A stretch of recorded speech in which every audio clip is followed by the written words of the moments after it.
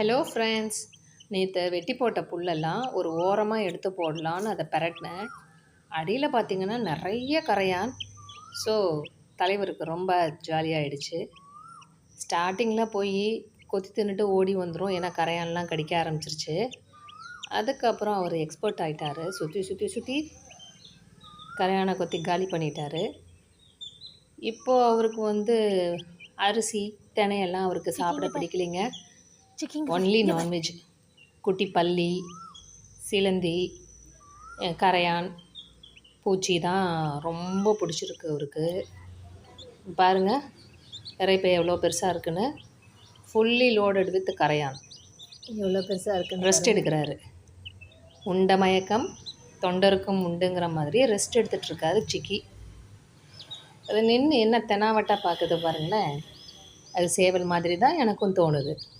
Thank you friends.